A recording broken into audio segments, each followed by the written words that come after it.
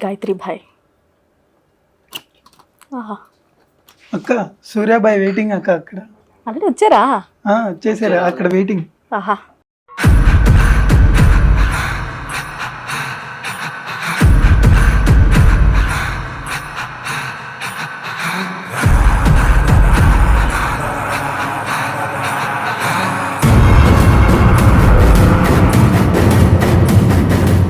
నమస్తే, welcome to CM today. నేను గాయత్రి, నాతో పాటు ఓల్డ్ సిటీ సూర్యాభాయ్ ఉన్నారు. అసలు ఆయన అంటున్నారు అందరికంటే నేను చాలా స్పెషల్, నాది గోల్డెన్ హార్ట్ అంటున్నారు. అసలు ఆయన గోల్డెన్ హార్ట్కి కారణం ఏంటి, ఏ పరిస్థితులు ఆయన్ని ఇలా దారి తీశాయి? చాలా మందిని చూస్తూ ఉంటాం, ఇంత గోల్డ్ వేసుకుని కనిపిస్తూ ఉంటారు. బప్పీ లహరి దగ్గర నుంచి నిన్న మొన్న వచ్చిన చిన్న చితక అందరి గోల్డ్ మ్యాన్స్ ని చూసాం. మరి సూర్యాభాయ్ ఎలా స్పెషలో ఆయన మాటలో తెలుసుకుందాం. నమస్తే సూర్యాభాయ్. నమస్తే అమ్మ. ఏంటి ఎలా ఉన్నారు?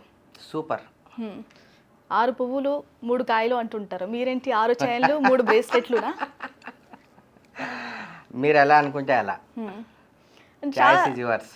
ఓకే, నాకైతే అలాగే కనిపిస్తున్నారు, ఇంత లావు చైన్లు వేసుకుని. ఏంటి ప్యాషనా ఎలా?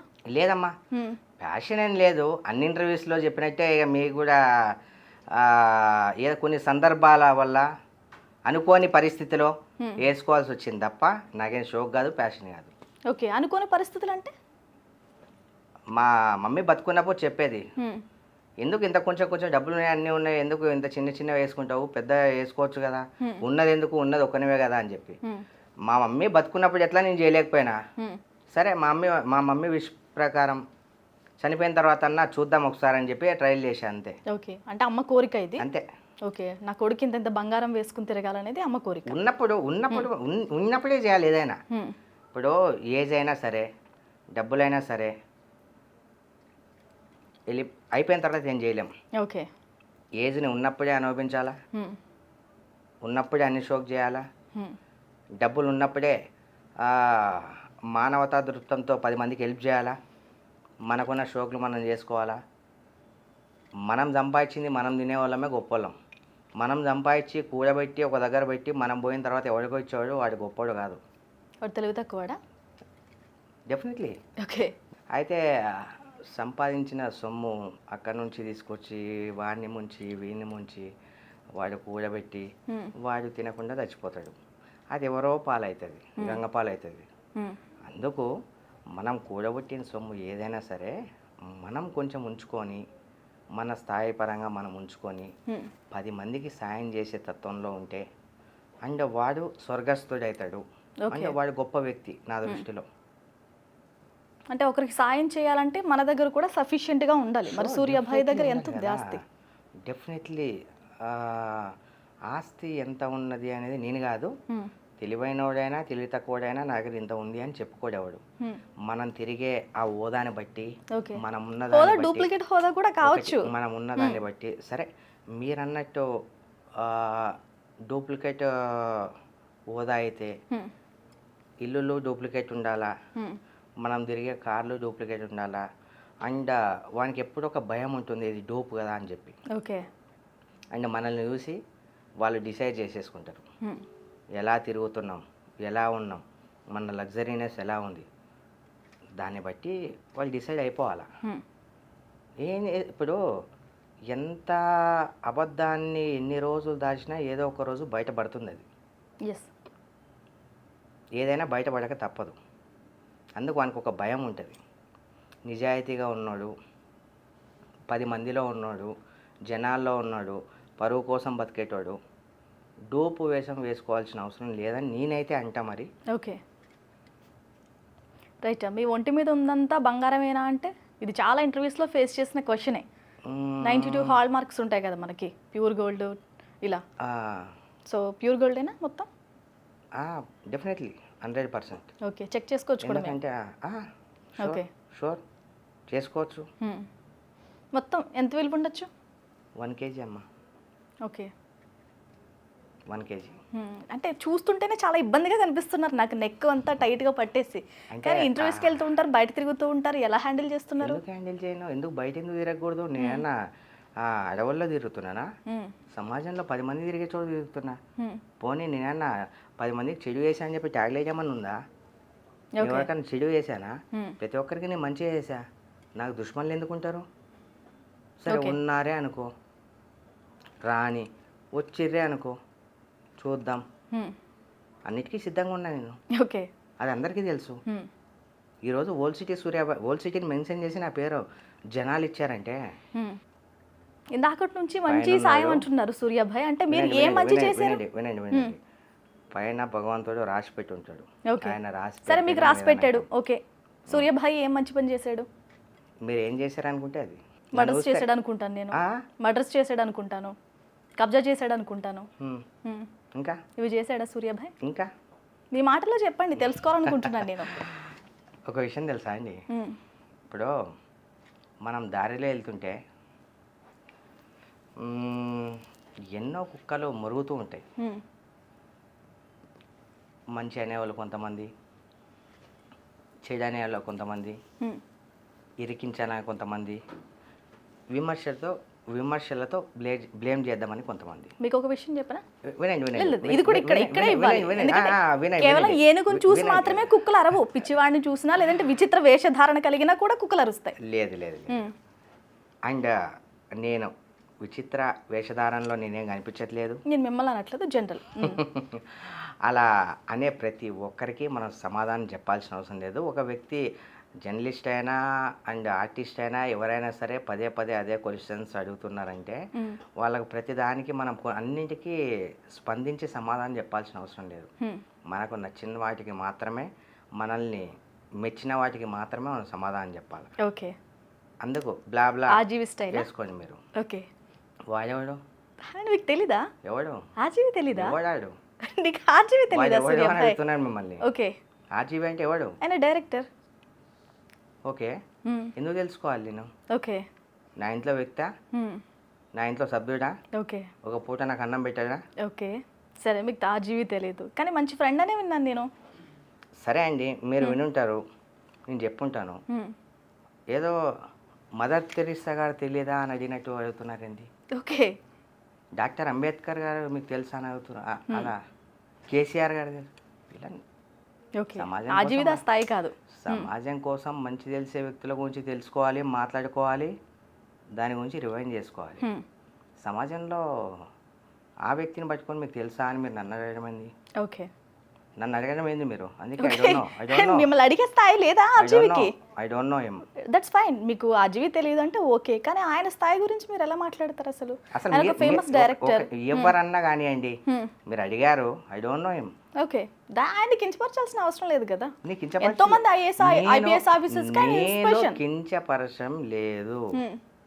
ఓకే. మీరు అడిగారు తెలుసా అని చెప్పి, ఎవరు అని నేను అన్నా. Okay, fine. అదే మీరు మదర్ తెరీసా గారు తెలుసా అని అయితే ఐనో అని చెప్తుండే. డాక్టర్ అంబేద్కర్ గారు తెలుసా అంటే ఐనో అని చెప్తుండే. సీఎం రేవంత్ రెడ్డి గారు తెలుసా అంటే తెలుసు అని చెప్తుండే. పిఎం గారు తెలుసా అంటే చెప్తుండే నేను. రేవంత్ రెడ్డి పరిచయం అయినా మీకు? ఏదో అలా అలా ఓకే. కొంచెం మాట్లాడతారా? కొంచెం. ఓకే. అండ్ రీసెంట్గా ఒకటి కూడా విన్నాను, కేటీఆర్ ఏదో మీకు పెన్ ఇచ్చారండి, గోల్డ్ పెన్ ఏదో సంథింగ్. ఏంటండి ఆ విశేషాలు ఏంటి? విన్నా అన్నారు కదా, మళ్ళీ ఎందుకు అంటే అడుగుతున్నారు? బ్రీఫ్గా వినలేదు, జస్ట్ విన్నాను అంతే. ఎస్, దేనికి ఇచ్చారు? నాకు కేటీఆర్ గారు ఇవ్వలేరు. కేటీఆర్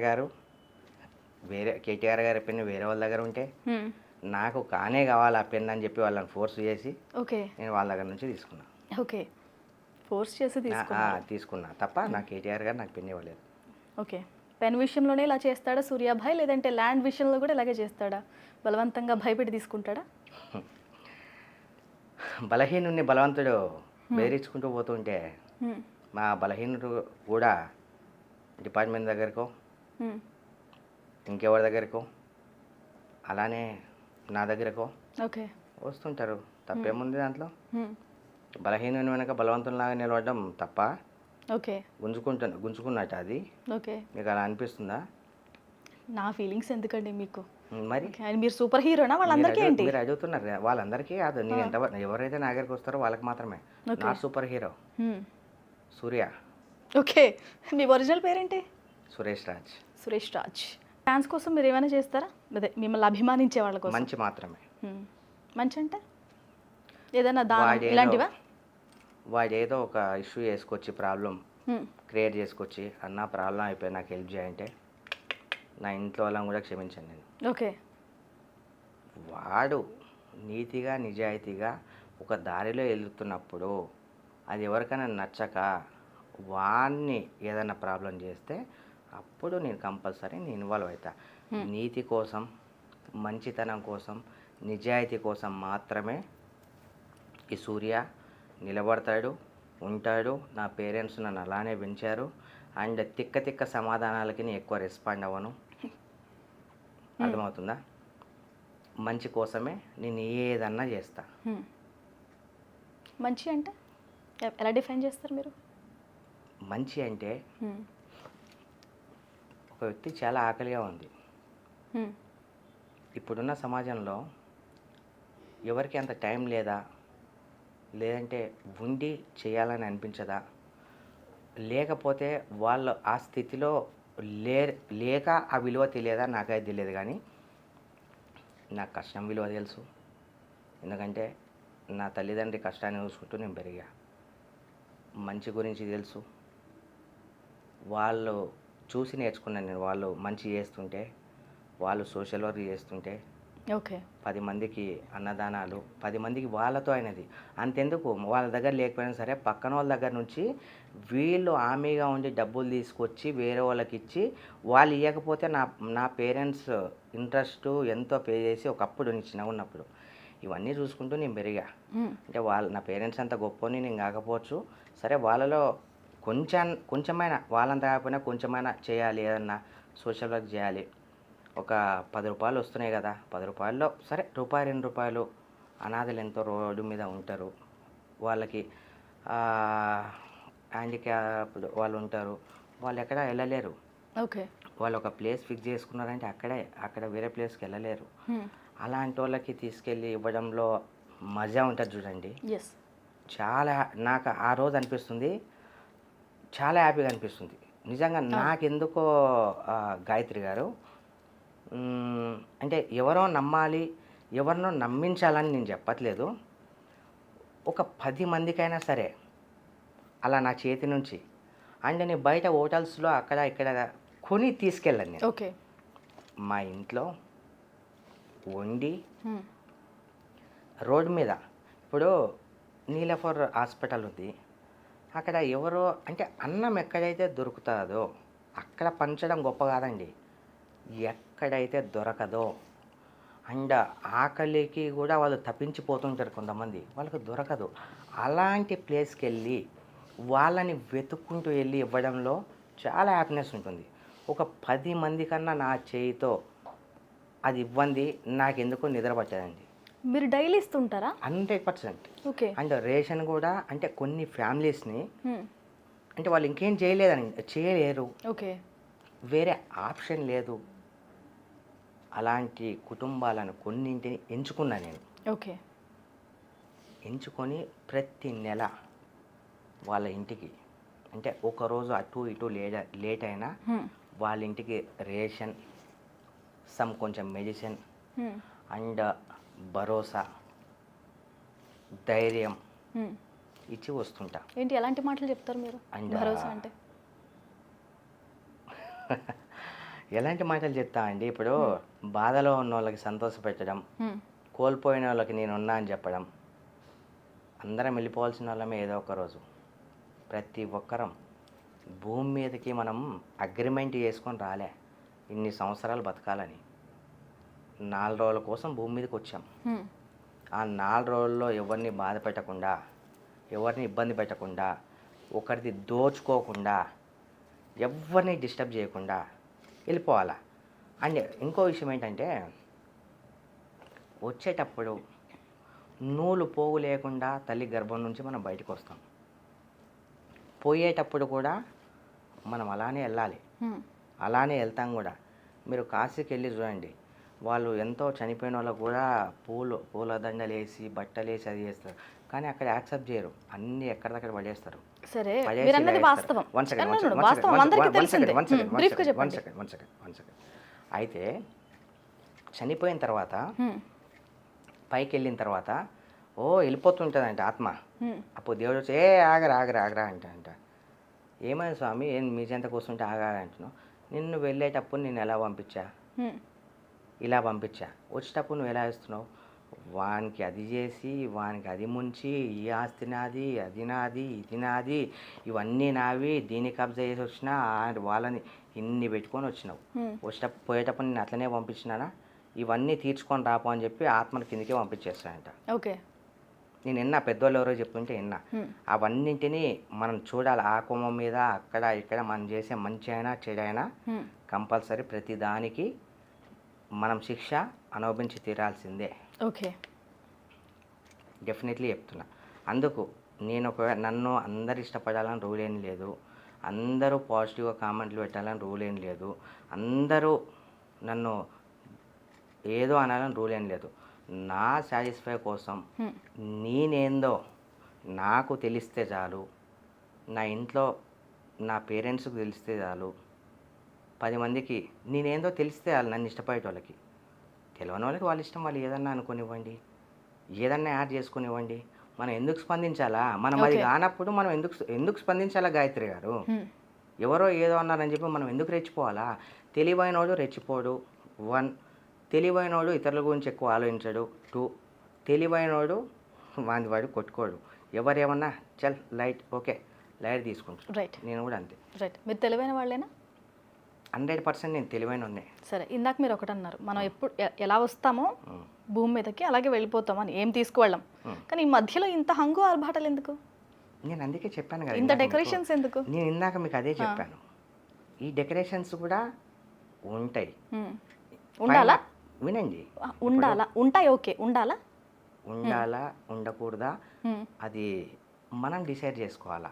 ఓకే. ఈ డెకరేషన్స్ ఎందుకు అంటే, సరే నా డెకరేషన్ వేరే వాళ్ళ గురించి మనకు వద్దు, నా గురించి నేను మాట్లాడతా. ఈ డెకరేషన్స్ ఎందుకు అని అడిగారు కదా, సరే ఎందుకు అని మీరు అడిగారు కాబట్టి నేనేం పాపం సొమ్మేం తీసుకొని నేను డెకరేట్ చేసుకోవట్లేదు. ఒకరిని ముంచి వాని వాని అసురుని ఉసురుని నేను తీసుకొని నేనేం ధరించట్లేదు.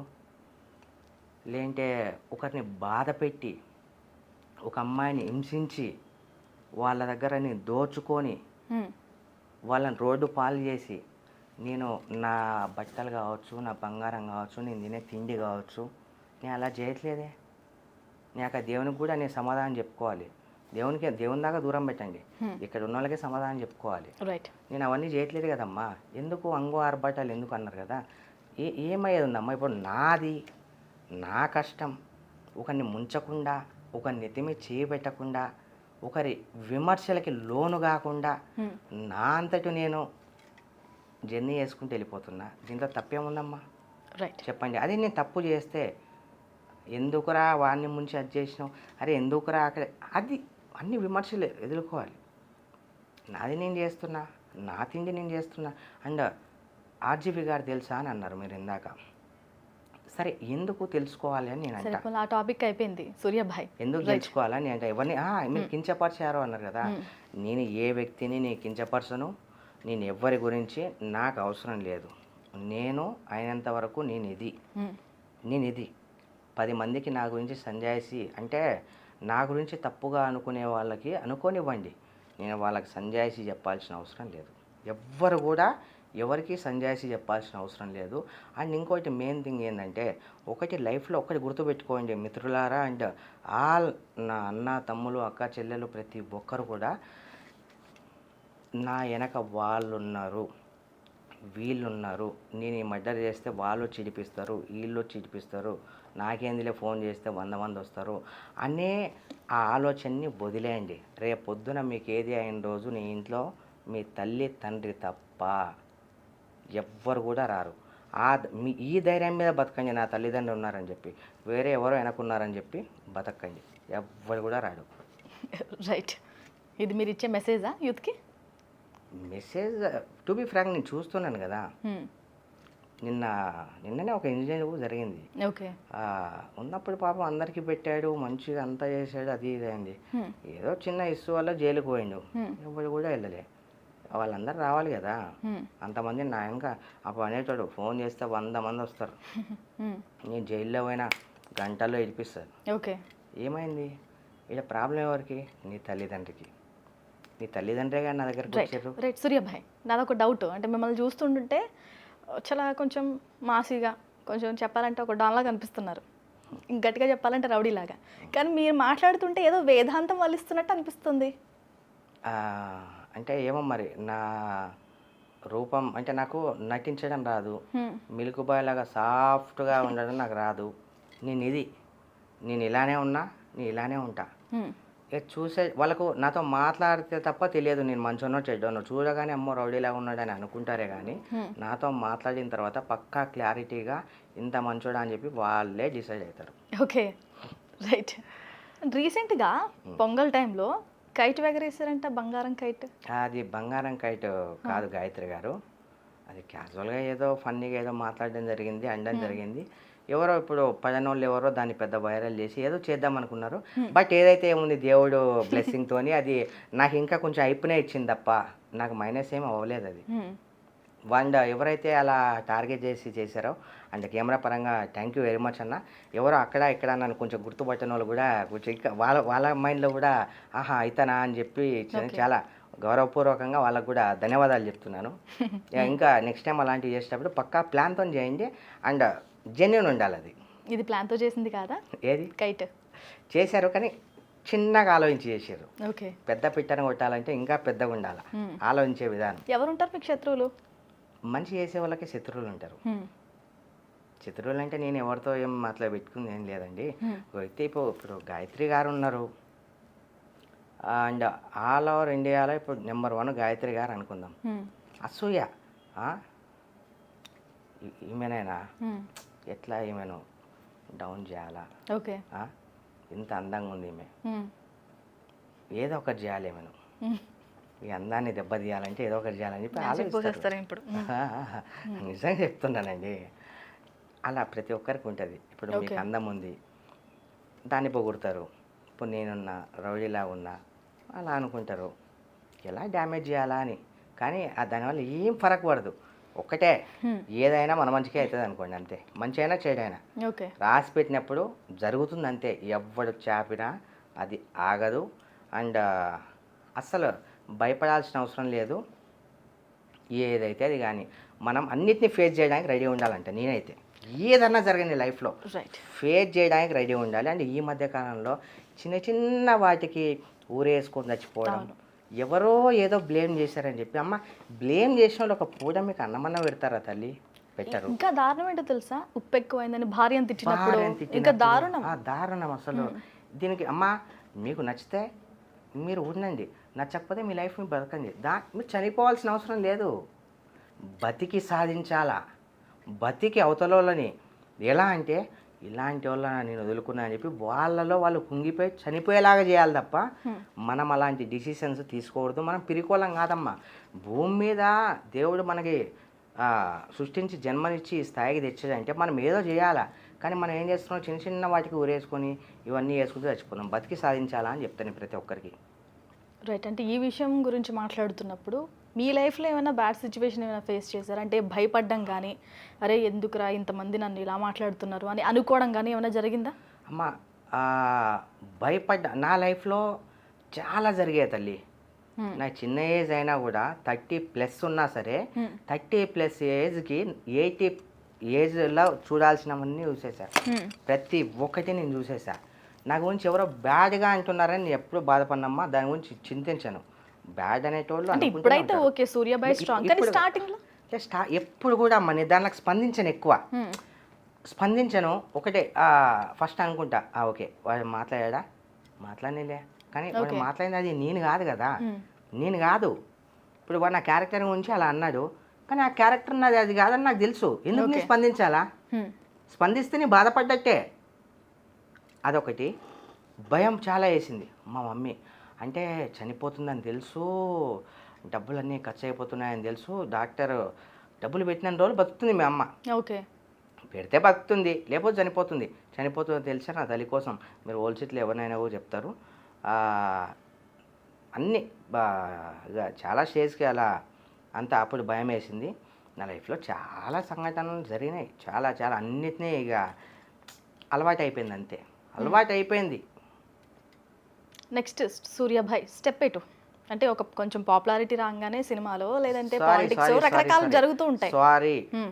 పాపులారిటీ ఇప్పుడు నుంచి కాదు తల్లి. నాకు గత 15 సంవత్సరాల క్లిప్స్ కూడా నావి చూస్తే అప్పుడు కూడా తండోపతండాలుగా జనాలు నా చుట్టూ వచ్చేటోళ్ళు. ఓకే. మీరు కావాలి అంటే నా ఇన్స్టాగ్రామ్లో కావచ్చు, ఫేస్బుక్లో కావచ్చు, మీరు చూడొచ్చు clips. Okay. 10 years back, 8 years back, 15 years back, అప్పటి నుంచి కూడా నేను 10 మందిలో ఉన్నా. అప్పటి నుండి కూడా నాకు మంచి పేరే ఉంది.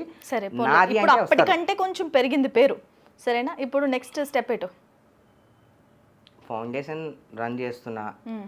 అండ్ ఒకప్పుడు ఫౌండేషన్కి పేరు అనేది లేదు. ఓకే. మా అమ్మగారు చనిపోయినప్పుడు ఫౌండేషన్కి ఒక పేరు అనేది నేను స్థాపించా. ఓకే. నేను సంపాదించిన దాంట్లో, నేను ఉన్న దాంట్లో ఎంతైతే అంత నా ఫౌండేషన్ని నేషనల్ కాదు ఇంటర్నేషనల్ దాకా సూర్యాబాయ్ ఫౌండేషన్ ఓకే. అని తెలియపరిచి నా ఫౌండేషన్ ద్వారా అండ్ అనాథల్ని నా వంతు అంటే ఎంత అవుతుందో అంత దగ్గరికి తీసుకోవడం, అంటే ఎంత అయితే అంత నేను అందించగలను అందించడం. అండ్ తల్లి తండ్రిని అన్ని ఆస్తులు ఉన్నా సరే బయటికి గెట్టేసే చెత్త వాళ్ళు ఉన్నారు. మ్మ్. అవును. అలాంటి వాళ్ళు ఉన్నారు. వాళ్ళను వీలైతే నా దగ్గరికి తీసుకోవడం. సరే, అంటే మిమ్మల్ని ఎలా కాంటాక్ట్ చేయాలి? ఇలాంటివి చాలా జరుగుతూనే ఉంటాయి సమాజంలో. నేను రీసెంట్గా కూడా చూసాను ఒకటి, అన్నకి ఎక్కువ ఆస్తి రాసిచ్చాడని పేరెంట్స్ని తన్నుతున్నాడు ఒక వ్యక్తి. సో ఇలాంటివి మీ దృష్టికి తీసుకురావాలంటే ఎలా కాంటాక్ట్ చేయాలి? అంటే ఈ మధ్య కాలంలో చాలామంది అలా ఇప్పుడు నేను ఇంటర్వ్యూస్ ఇస్తున్నాను కదా. యాక్చువల్లీ అంటే నాకు ఫౌండేషన్ పేరు మాత్రమే ఉంది కానీ నా ఫౌండేషన్కి అకౌంట్ కూడా లేదు. ఎక్కడి నుంచి కూడా నాకు ఫండింగ్ కూడా ఏం లేదు. ఓకే. అండ్ ఈ మధ్య కాలంలో అనుకుంటున్నాను నేను నెంబర్ కూడా కింద స్క్రోల్లో పెడదామని నేను అనుకుంటున్నా. పర్మిషన్ తీసుకొని సెంట్రల్ గవర్నమెంట్ నుంచి పెడదాం అనుకుంటున్నా.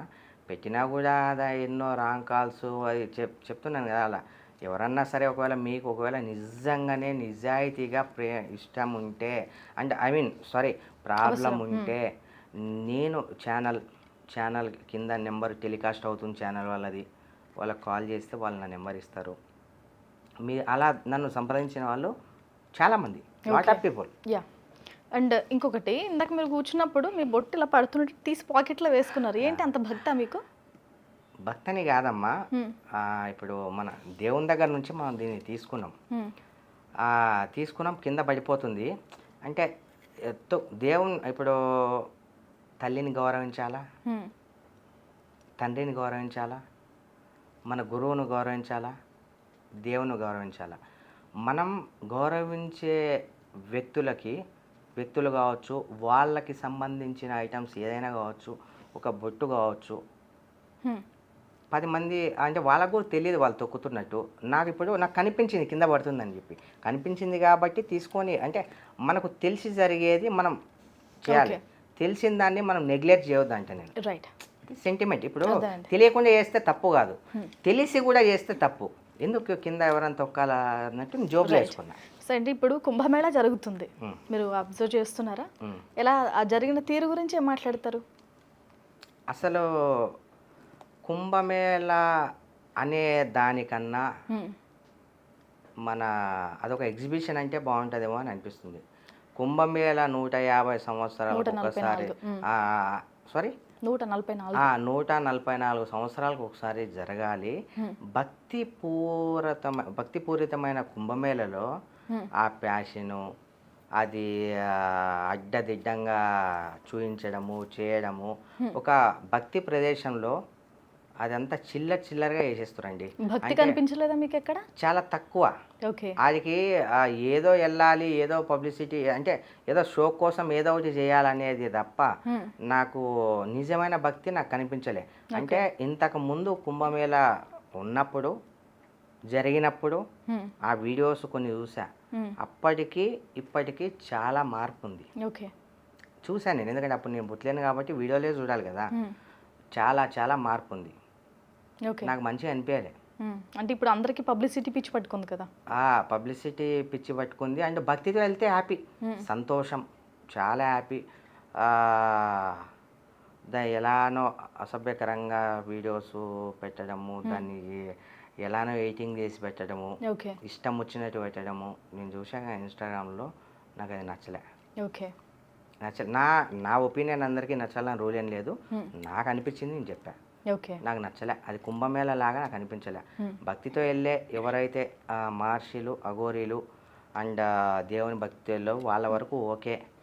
వాళ్ళను కూడా వాళ్ళతో అలా సెల్ఫీ తీసుకొని వాళ్ళను కూడా ఎడిటింగ్ చేసి తప్పుగా ఓకే. ఆ వీడియోస్ బయటకు వస్తున్నాయి కదా, రైట్. నాకెందుకో మంచి అనిపించలేదు. ఓకే. అంటే ఇప్పుడు మీలాంటి వాళ్ళతో కూడా చాలా మంది సెల్ఫీలు తీసుకుంటారు. అది Yeah. సెల్ఫీ అంటే అక్కడ కూడా అఘోరీలు మనం చూడాలి, వాళ్ళు అసలు ఎప్పుడు వస్తారో ఎప్పుడు వెళ్ళిపోతారో మనకు తెలియదు. సెల్ఫీల వరకు ఓకే. కానీ నేను అఘోరి అని చెప్పి తప్పుగా వెళ్ళే వాళ్ళ దగ్గర అది ఎలానో తీసుకొని దాన్ని వెయిటింగ్ సపరేట్గా చేసి వేస్తున్నారు. నాకు నచ్చట్లేదు. అక్కడ యాక్సిడెంట్ జరిగింది చూసారా, 30 మంది చనిపోవడం, తర్వాత సెక్టార్ 22లో ఫైర్ యాక్సిడెంట్ జరిగింది. అవునవును. సో ఏమైనా ప్రభుత్వం తప్పనుకుంటున్నారా? ప్రభుత్వం తప్పు ఎందుకు ఉంటుందండి? ప్రభుత్వం ఇప్పుడు సరే, మన తెలంగాణకి సీఎం రేవంత్ రెడ్డి గారు సీఎం. లింగంపల్లిలో ఏదో ఇన్సిడెంట్ జరిగిందంటే సీఎం రేవంత్ రెడ్డి గారు చేసినట్ట, గవర్నమెంట్ చేసినట్ట కాదు కదా. గవర్నమెంట్కి బాధ్యత లేదా? బాధ్యత ఉంటుందండి. సరే, బాధ్యత ఏ ప్రకారంగా ఉండాలి గవర్నమెంట్కి? గవర్నమెంట్ పరంగా ఏదన్నా ఇది మేము చేయిస్తున్నాం, ఇది సరే మేము దీన్ని ఆర్గనైజ్ చేస్తున్నాము అని చెప్పి వాళ్ళు బాధ్యత తీసుకున్నప్పుడు అక్కడ ఏదన్నా జరిగితే వాళ్ళ బాధ్యత. మనమేదో అనుకోని కారణాల వల్ల మనం వెళ్ళి ఏదో చేసుకొని ఎలానో జరిగితే అది గవర్నమెంట్ బాధ్యత ఎలా అవుతుంది? అయినా సరే వాళ్ళకి సైతం ఏం చేయాలనేది కూడా గవర్నమెంట్ ఇప్పుడు తీసుకుంటుంది, మాట్లాడుతుంది. గవర్నమెంట్ తప్పేం కాదు అది. రైట్. ఎన్నో ఇన్సిడెంట్లు జరుగుతుంటాయి, అన్నీ గవర్నమెంట్ తప్పనే కాదు కదా. ఇప్పుడు నేను ఒక క్వశ్చన్ అడగాలనుకుంటున్నా, ధైర్యంగా ఆన్సర్ చేయగలగరా సూర్యాభాయ్? పెద్దగా ధైర్యం గురించి నా గురించి మీకు తెలియదు అనుకుంటా. ఓకే. ధైర్యానికి మారుపేరు నేనే అని చాలామంది అంటుంటారు. సరే, అడగండి. మీ అకౌంట్లో ఎంత డబ్బులు ఉన్నాయి ఇప్పుడు? 63,000. ఓకే, నేను చూస్తా ఇప్పుడు. ఎన్ని అకౌంట్స్ ఉన్నాయి మీకు? ఎందుకండి అదంతా? చెప్పకూడని విషయాలా? ఎందుకు అదంతా? లేదంటే మీ ఆస్తి మాకు తెలిసిపోతుందనా? తెలిసిపోయినా అన్నీ లీగల్గానే ఉన్నాయండి. ఓకే. ఫోన్కి కూడా పౌచ్ మొత్తం గోల్డా? ఎలా? కాదండి, కొంచెం బాగుందని చెప్పి గోల్డ్ కలర్ అలా వేసుకున్నాను. మీ కార్ కూడా మంచి స్టైల్గా ఉంది. ఉండాలి కదండి, కొంచెం అలా ఉండాలి కదా. అంటే తెలవాలి కదా మనకంటే ఒక బ్రాండ్ ఉన్నప్పుడు.